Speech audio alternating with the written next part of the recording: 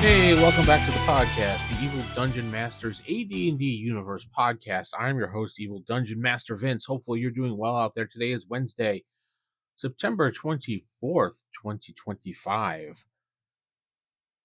Today we're going to be talking about Advanced Dungeons and Dragons, the thing that everybody loves, the thing everybody likes that comes to this podcast for the wisdom of Gary Gygax in AD&D First Edition.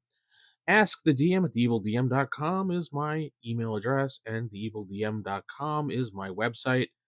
Head over to patreon.com/theevildm if you want to support me, which I started doing a new feature on there for Patreon members.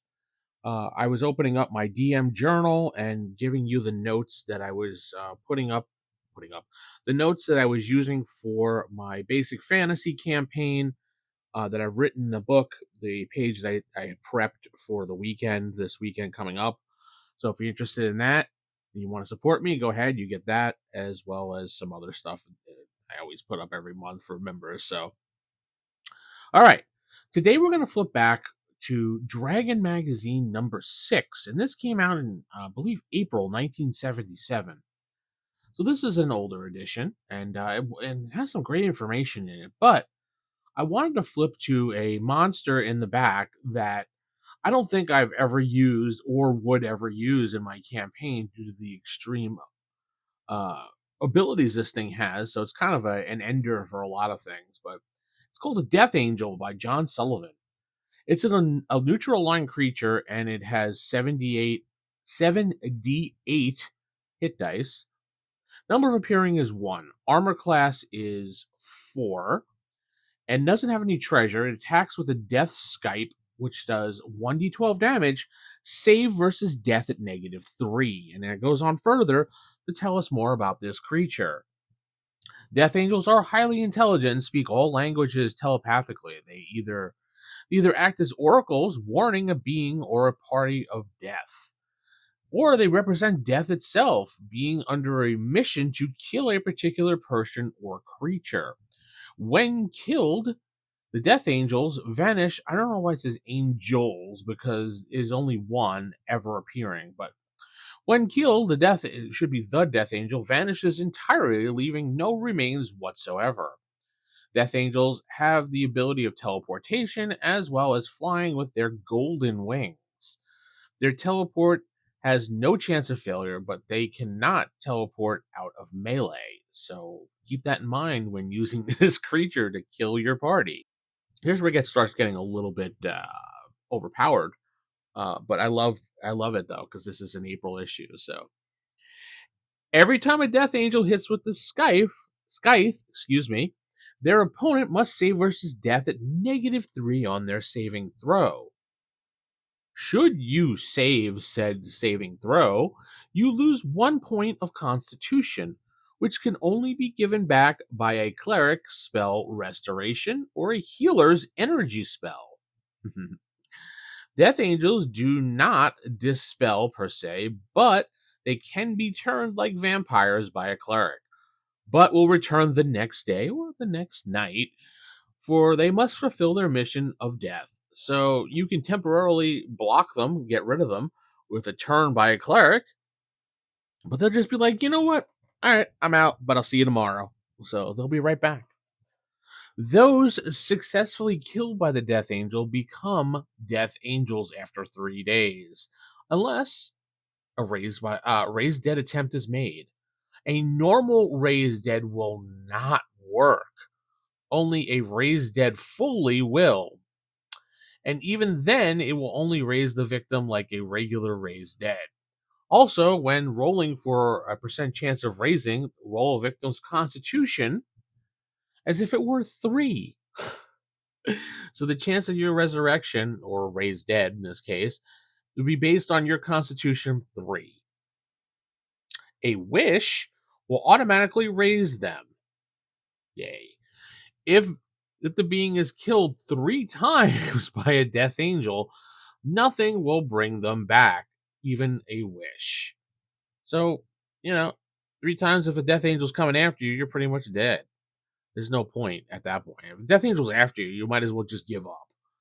Death angels are fingers of fate and thus utilized by very powerful entities such as god, demigods, and some liches, and very few evil high priests of 20th level or higher. Death angels are 95 resistant to all magic, including cleric magic, and they will only attack their intended victim, ignoring all others, and they will leave after killing them, either teleporting away or flying away after they have fulfilled their mission of death.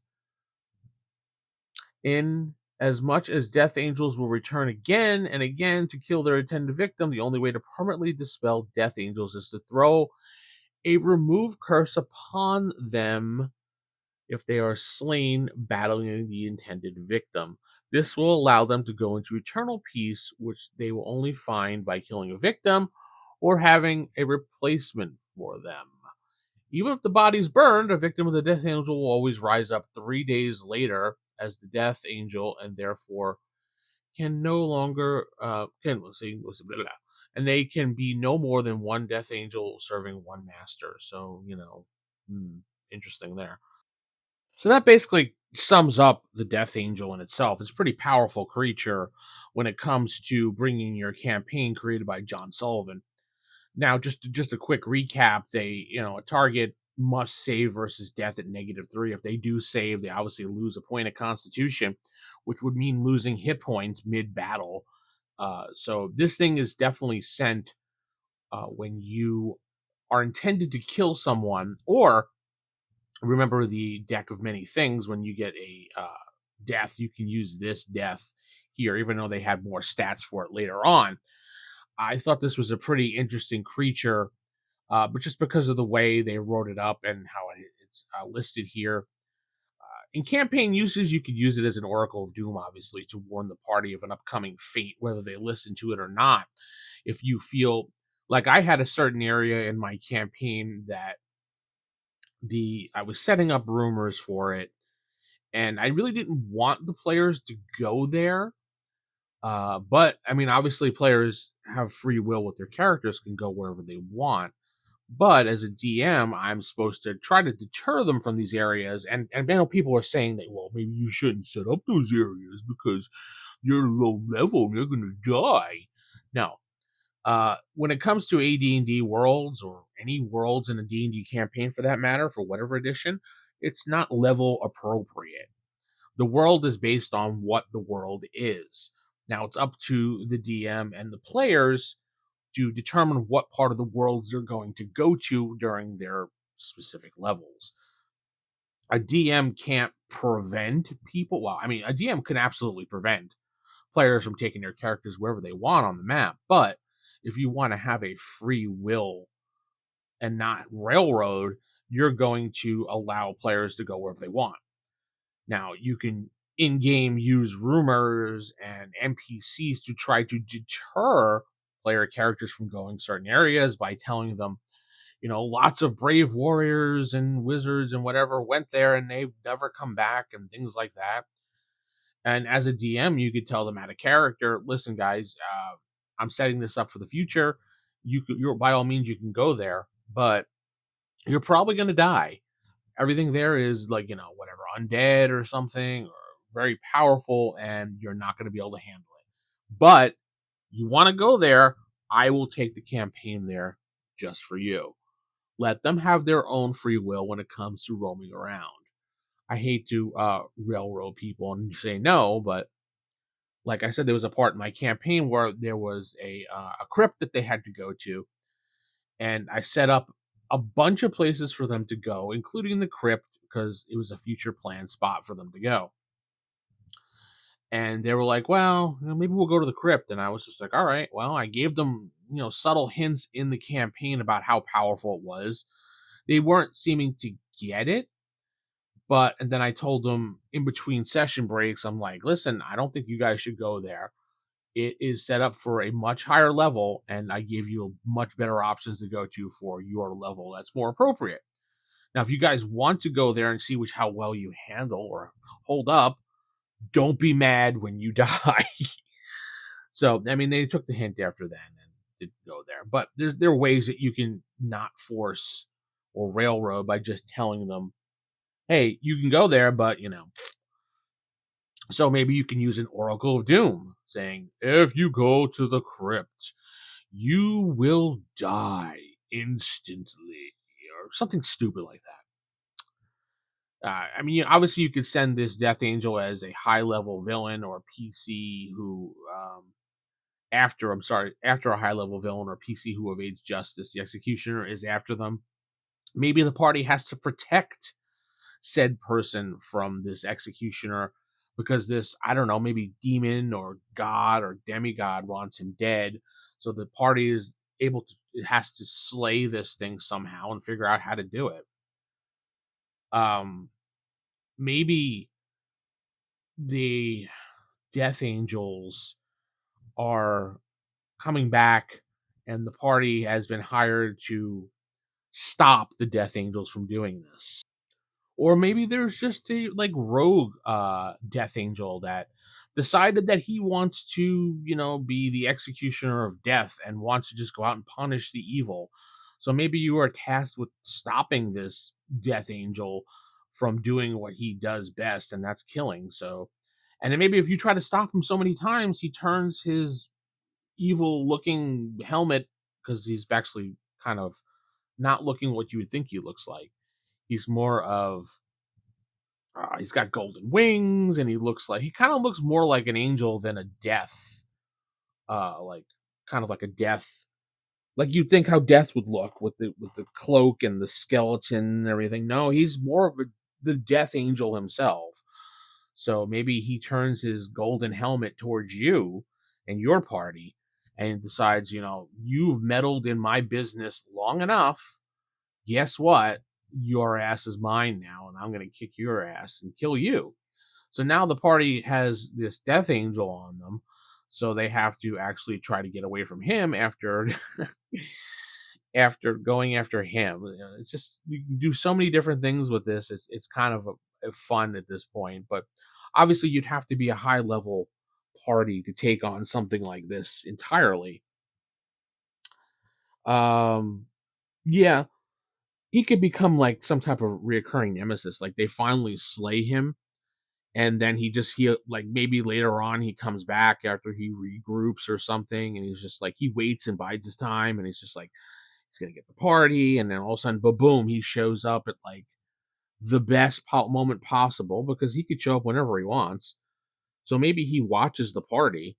He stalks the party after they slayed him. Okay, he's like, all right, I'll be back. I'll be back. And they don't know about the whole, when he can come back. So he gets slain, and he's just like he chills and he waits and bides his time, watches the party, and then that one moment when the party's really weak, and maybe they defeated the whatever monster they were fighting or whatever, and some of the party's really wounded.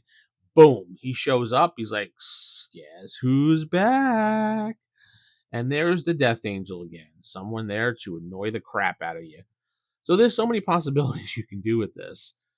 And you can tie him to any one of the gods of your world. I mean, any cosmic power that wants this something carried out. He's your justice. Yeah, he's your arm of justice, and he could even be a messenger as far as I'm concerned. There's so many possibilities to do with him. So I don't know. I thought it was an interesting creature. I know they have a death in AD&D itself, but I wanted to talk about this when I saw it because it struck me as an interesting write up that could be used for your campaign in a different way that players probably wouldn't know about. Generally, a lot of people didn't read Dragon magazines, or maybe if they did, it was a best of or here or there. And chances are they probably don't remember the Dragon magazine if they did. So that's why I like finding these little things inside it because players obviously know Advanced Dungeons and Dragons, especially if they're a veteran player. They'll know all the books and read all the stuff and know the monsters. And so this is one of those monsters they'll think is probably just Death himself, but he's really not. So, you know, you have that. I don't know. Tell me what you think. I'll add the write up from Dragon Magazine on my blog if I remember, and you guys can comment away on that or comment on Spotify or whatever.